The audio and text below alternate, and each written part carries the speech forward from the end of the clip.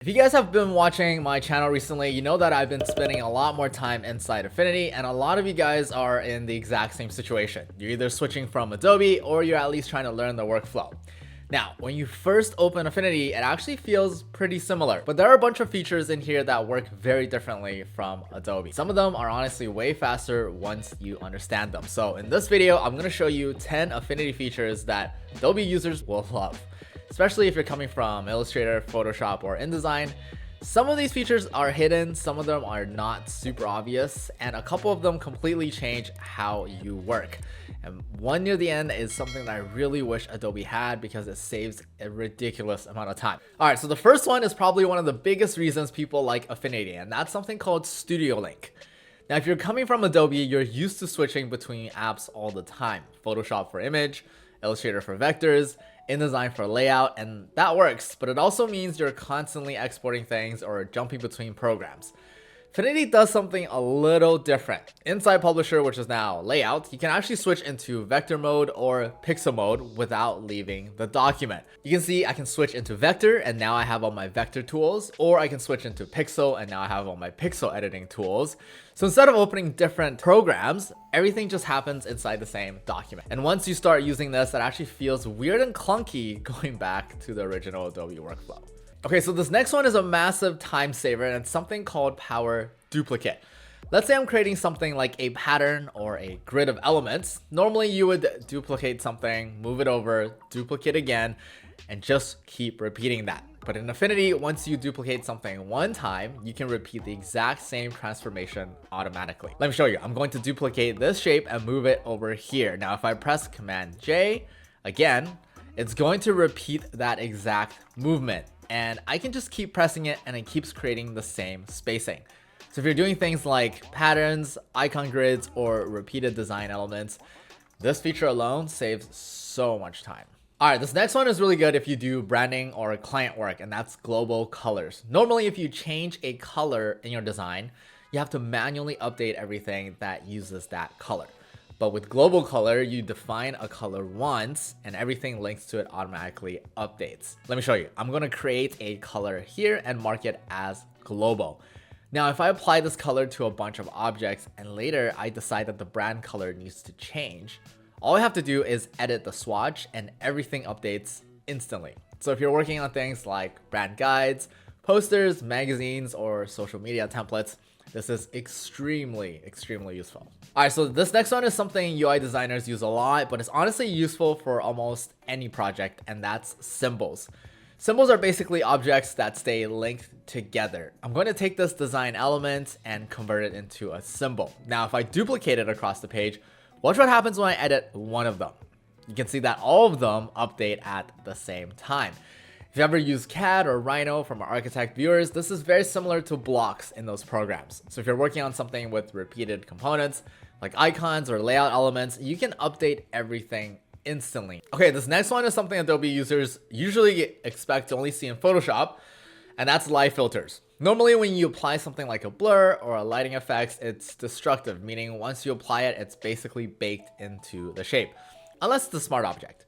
But in Affinity, you can apply filters that stay fully editable. If I go to light filters and apply something like a Gaussian blur, you can see it adds it as a layer. And anytime I can just reopen it and adjust the settings.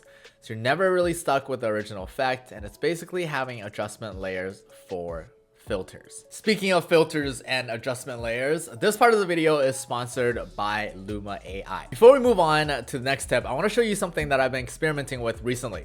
Luma AI recently released a new interface that introduces something called creative agents. The idea is that instead of jumping between a bunch of different AI tools, you can use these agents to generate and refine visuals in one workflow. So for example, if I need a unique visual element for a layout, maybe a background scene for object that fits the concept, I can use the agent here to generate a few variations. Then from there, I can iterate on it, adjust the style, or refine the result until it fits the design that I'm working on.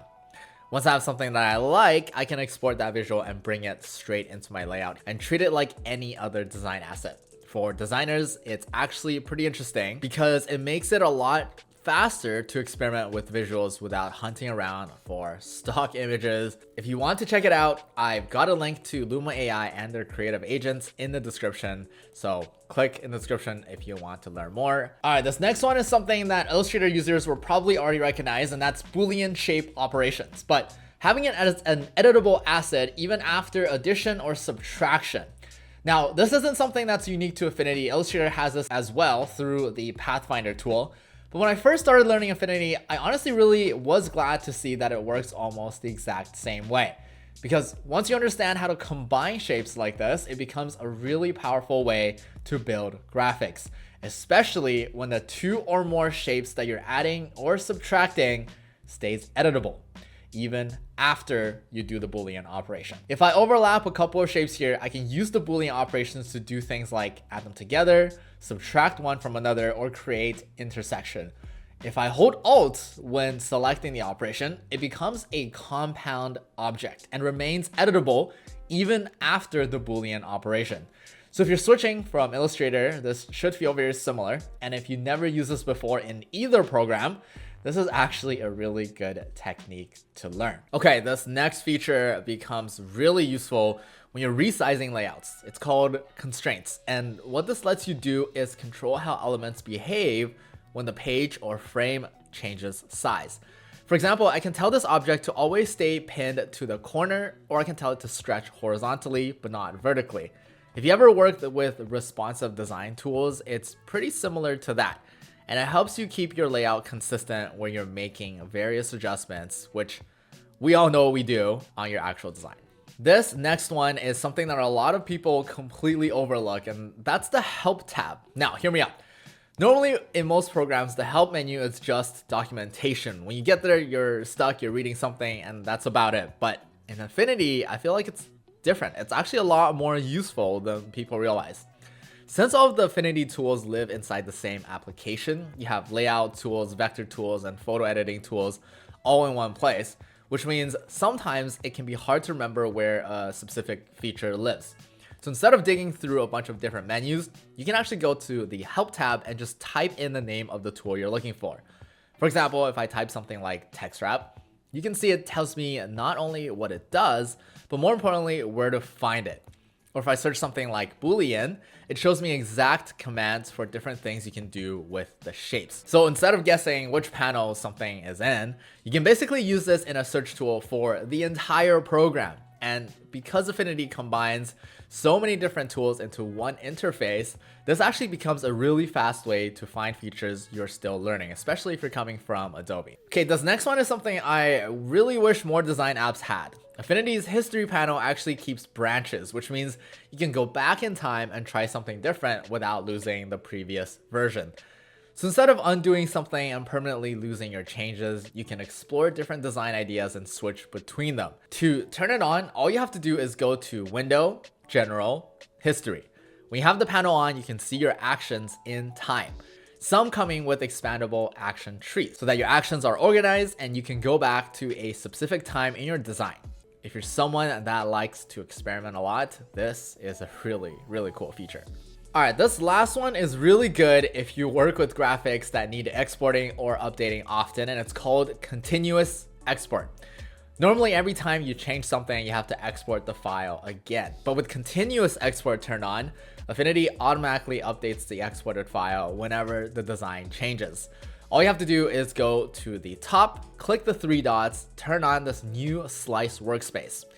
Check on which layers you want to automatically update and check on continuous and hit export slices. Save to a location of your choice, and now when you update in your document, it automatically updates in the file too. This one's a little bit more advanced, but let me know if you'd like a more in-depth tutorial on this in the comments below. It's a super wonderful tool. And that's it. Those are 10 Affinity features that Adobe users will probably appreciate once they start using the software. Some of these honestly took me a while to discover, but once I started using them, they made the workflow way faster. Now, I am curious, if you're switching from Adobe to Affinity, What's one thing that confused you at most at first? For me, it was definitely how layers run everything in Affinity. But let me know in the comments because I'm always curious to see what people are struggling with. If you enjoyed this video, hit that subscribe button because we're getting closer and closer to 100,000. And if you want to check out another video where I try Affinity for the first time, check out this video that I have suggested here. With that said, I'll see you guys in the next one. Bye bye.